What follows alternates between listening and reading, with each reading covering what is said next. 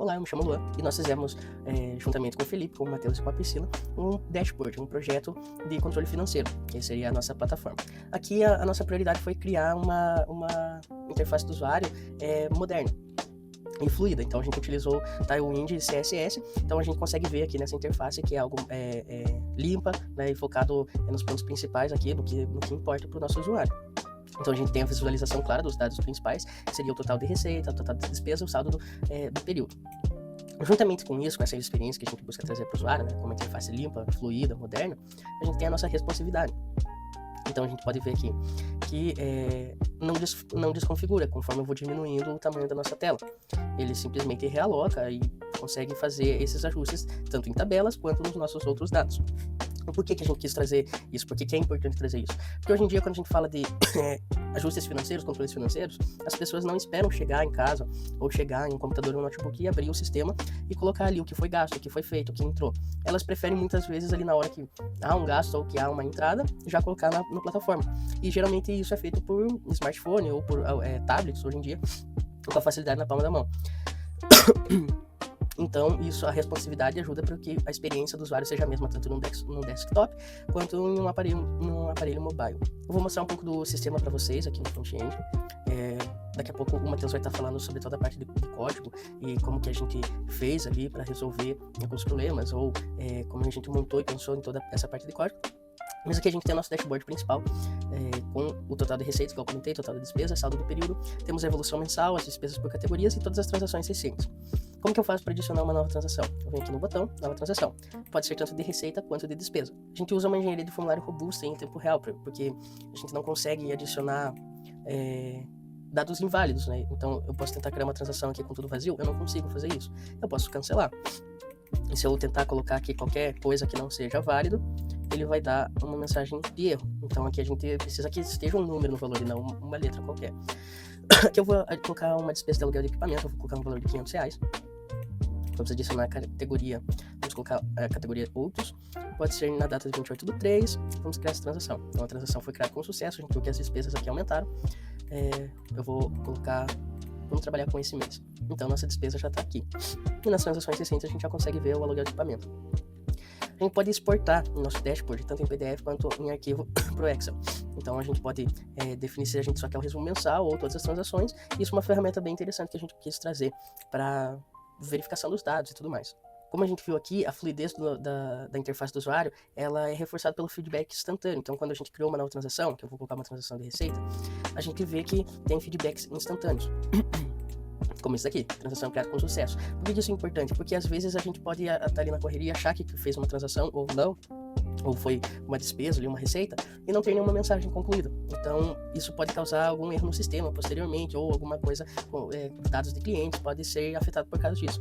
Temos aqui nosso menu somente de receitas, nosso menu de despesas, então a gente consegue ver a quantidade de transações que entraram de receita, ou de despesas, o total, a nossa média por cada transação realizada, e a gente pode excluir somente as nossas receitas ou as despesas que tem ali, ou também fazer alteração desses dados.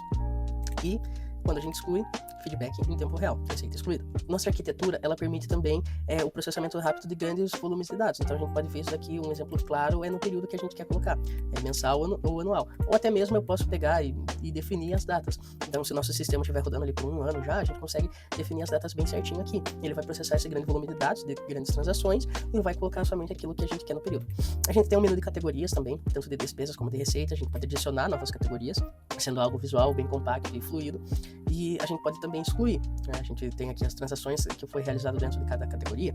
A gente pode estar excluindo aqui, por exemplo, a educação. A gente pode excluir essa categoria de despesa, mas a gente pode adicionar também outra categoria. Isso ajuda porque a experiência do usuário, ela, por mais geral que tenha que ser, em termos de boa fluidez, um site claro, uma coisa que a pessoa entenda o que está fazendo, mas ela tem suas particularidades e também precisa ser personalizado para cada caso. Então, alguns vão ter alguns tipos de despesa, outros tipos de receita. E aqui é interessante porque o próprio usuário pode adicionar o que ele vai colocar como despesa e como receita. E por fim temos os relatórios, né? Aqui a gente tem gráficos da nossa evolução anual, tanto de despesas quanto de receita. Temos o nosso estado mensal, a gente tem os gráficos do que a gente está, em qual categoria a gente está gastando mais, qual categoria a gente está ganhando mais, e a gente tem um resumo mensal. Igual eu falei, a gente consegue pegar esses dados e exportar para fazer uma análise de qualquer forma que o usuário queira fazer. Então a gente tem a nossa taxa de poupança, que é interessante porque muitos sites não trazem isso, né? Trazem somente as entradas e saídas. Aqui a gente tem uma coisa bem completa. Então essa foi a apresentação do nosso projeto de Finanças Pro.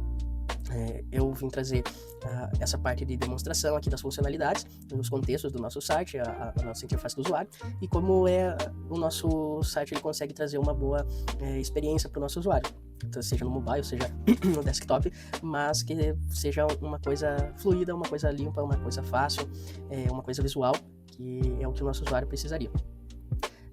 Como eu falei, participaram do projeto o Matheus, o Felipe e a Priscila. O Matheus vai estar falando daqui a pouco sobre a parte de código, sobre os pontos desafiadores, como que a gente elaborou para chegar nesse resultado fluido. Bom, eu sou o Matheus e eu vou apresentar a parte de código do projeto Full Stack. O sistema tem como objetivo o controle financeiro, que permite que o usuário gerencie as despesas e as categorias e possa visualizar todas essas informações aqui através do layout, do dashboard. O projeto está dividido em 3 partes principais. Primeiro, o front-end, que está localizado na pasta client aqui. Ele foi desenvolvido com React e TypeScript, majoritariamente. Nele temos toda a interface do usuário, que está organizada nas pages, né? Todas as pages aqui. E temos também todos os componentes e os hooks do sistema. Já a segunda parte, que é o back-end, está localizado aqui na pasta server. Cadê? Aqui. Que é mais essa parte aqui do back-end, né? Por fim, a gente tem a pasta shared, que faz que contém os arquivos que são compartilhados, né?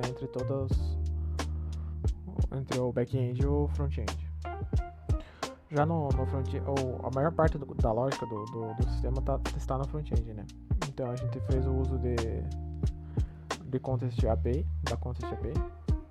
E um exemplo disso seria aqui a Finance Contest, né? Que centraliza todos os dados financeiros da aplicação. As despesas, as categorias, as receitas, tudo está aqui. E a gente também, as categorias aqui, ó, as receitas e despesas, a gente também usa o tema Contest, que é só o tema da aplicação, né, o tema do projeto.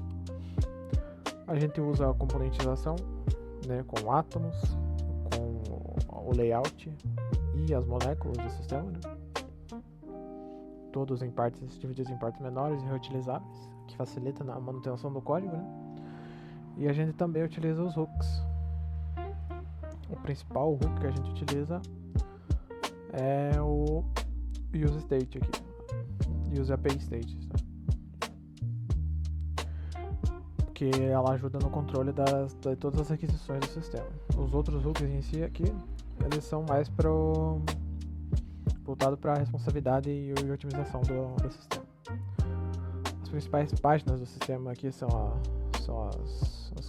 o dashboard em si, né? Que é a principal parte do sistema como um todo. A página de despesas e a página das categorias, né? São as principais páginas aí do sistema.